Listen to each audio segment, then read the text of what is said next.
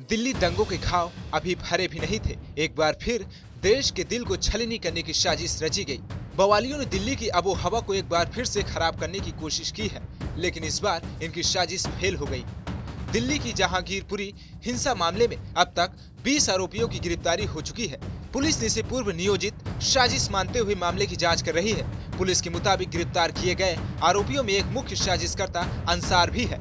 अंसार के खिलाफ जहांगीरपुरी थाने में कई गंभीर धाराओं में कई मामले दर्ज हैं। अंसार की गिरफ्तारी पर बीजेपी नेता कपिल मिश्रा का दावा है कि अंसार जहांगीरपुरी से औरतों को सड़क बंद करवाने के लिए लेकर सीलमपुर, जाफराबाद और शाहीन बाग जाता था। इसके साथ ही कनेक्शन ताहिर हुसैन, खालिद सैफी और उमर खालिद से है।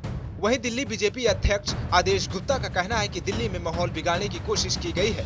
दोषियों को सख्त से सख्त सजा मिलनी चाहिए। ये जो कल की घटना है, ये पूरे देश में पिछले रामनवमी से जो चल रही घटना है और उसका अगर हम सब सीक्वेंस जोड़ते हैं तो ये संयोग नहीं, ये साजिश है। ये एक बहुत बड़ी साजिश के तहत, प्रयोग के तहत ये पूरे देश में किया जा रहा है। देश की राजधानी में किया गया। नॉर्थ वेस्ट दिल्ली से बीजेपी सांसद हंसराज हंस भी रात 3 बजे के करीब जहांगीरपुरी पहुंचे और हिंसा प्रभावित इलाके का मुआयना किया। मैंने यही पाया कि पीछे कोई साजिश है, जैसे सीक्वेंस बना के पहले किसी और स्टेट में फिर कोई ना कोई हो सकता है विदेश से कोई ऐसा कोई नेगेटिव बैड एलिमेंट्स हैं जिनका काम है, उनका कोई धर्म नहीं होता, उनका कोई मजहब नहीं होता। जालिम का धर्म जुल्म होता है। आइए अब आपको बताते हैं आखिर शनिवार की शाम दिल्ली की जहांगीरपुरी में क्या हुआ था। पुलिस की एफआईआर के मुताबिक शाम 6 बजे जब ये शोभा यात्रा सी ब्लॉक जामा मस्जिद के पास पहुंची तो अंसार नाम के एक शख्स अपने 4 से 5 अन्य लोगों के साथ वहां पहुंचा और शोभा यात्रा में शामिल लोगों से बहस करने लगा। बहस ज्यादा बढ़ने के कारण दोनों पक्षों में पथराव शुरू हो गया। इसके चलते शोभा यात्रा में भगदड़ मच गई। पुलिस ने पथराव को रोकने और शांति बनाए रखने की अपील करते हुए दोनों पक्षों को समझा बुझाकर अलग कर दिया, लेकिन कुछ ही मिनटों के बाद दोनों पक्षों की ओर से अचानक फिर से नारेबाजी और पथराव शुरू हो गया।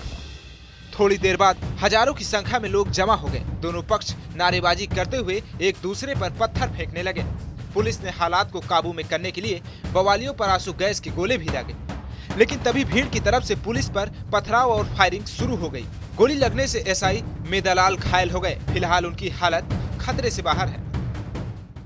बहस के बाद फिर बहस ने झगड़े का रूप ले लिया, फिर पथराव हो गया, लेकिन उसमें दौरान उनको दोनों को समझा दिया था, दोनों को दूर दूर कर दिया था अलग। बाद में वो जी ब्लॉक साइड चले गए, शोभा यात्रा वाले इनको सी ब्लॉक में रोक दिया। बीच में फिर थाने की पुलिस होगी। जब बीच में होगी तो उसके बाद में फिर कुछ लोग आ गए तलवार और राड लेके। ये कौन लोग थे जो तलवार लेकर आए? ये सी ब्लॉक साइड से ही आए थे, जो भीड़ थी उधर से आए, तो उन्होंने फिर बाद में फिर फायर भी करे। तो गोली 8 से 10 राउंड फायर हुए, उसमें एक मेरे गोली लग गई थी। दिल्ली पुलिस के स्पेशल सीपी का कहना है कि हालात पूरी तरह से काबू में है, माहौल शांतिपूर्ण है। हम लोगों के साथ लगातार संपर्क में हैं और शांति बनाए रखने और अफवाहों पर ध्यान न देने की अपील कर रहे हैं। देखिए, एफआईआर में जो नामजद अभियुक्त है उसको हमने अरेस्ट किया है। एक बात अंसार एक बात, और दूसरी चीज, चूंकि ये अभी इन्वेस्टिगेशन चल रहा है, किसका क्या रोल है, क्या बात है, क्या कॉन्स्पिरेसी है, क्या बातें थी और कितने लोग हैं, और बहुत सारे लोगों का आइडेंटिफिकेशन चल रहा है। और जो न्यूएंसेस हैं अपराध के, जो अप्रिय घटना जो हुई है, अनफॉर्चुनेट इंसिडेंट हुआ है, उसके तमाम न्यूएंसेस के ऊपर हम कार्रवाई कर रहे हैं, उस पर हम काम कर रहे हैं।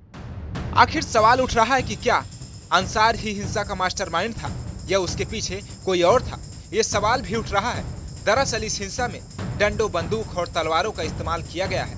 ऐसे में किसी बड़ी साजिश से इनकार नहीं किया जा सकता है। तो कैसा लगे हमारा वीडियो, कमेंट बॉक्स में फीडबैक जरूर दीजिए। बाकी तमाम देश दुनिया की खबर देखने के लिए देखते रहे TV9 भारतवर्ष डिजिटल।